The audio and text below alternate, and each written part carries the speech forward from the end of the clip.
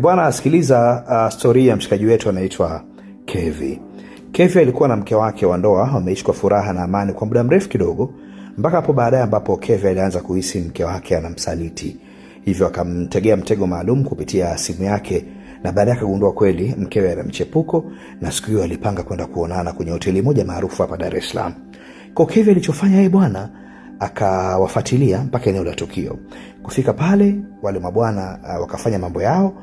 Walipomaliza, wakati wanashuka pale hotelini, Kevi akajionyesha kutaka kuwaonyesha kwamba mnachokifanya nimekiona.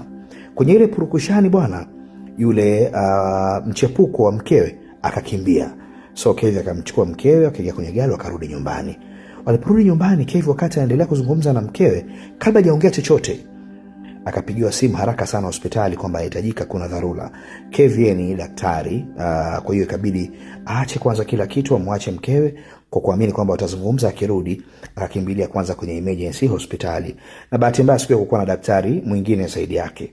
Alipofika hospitali, akaambiwa kuna operation ya haraka ya mgonjwa ambaye yuko hatarini kupoteza maisha, imetokea dharura. Kevi kabidi aanze kujiandaa kwa ajili ya operation.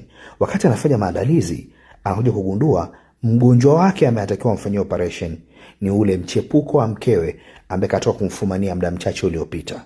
Kumbe bwana yule alivyokimbia kule mbele, alikwenda akapata ajali. Na yule mgonjwa naye anakuja kutazama, anakuja kugundua kwamba mtu ambaye anatakiwa amfanyie operation, daktari ambaye anatakiwa amtibie ni Kevi ambaye ametoka kukimbizwa naye muda mchache uliopita. Kevi ambaye anatembea na mke wake. Nataka uvae viatu vya Kevi. Ungelikuwa ndio daktari, ungemfanyia matibabu huyu mgonjwa ambaye yupo kwenye hatari ya kupoteza uhai wake. Lakini pia nataka uvae viatu vya huyu mgonjwa.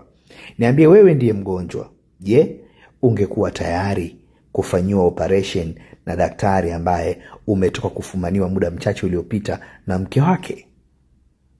Nakumbuka siku hiyo hakuna daktari mwingine zaidi ya huyo. Tukutane kwenye comment.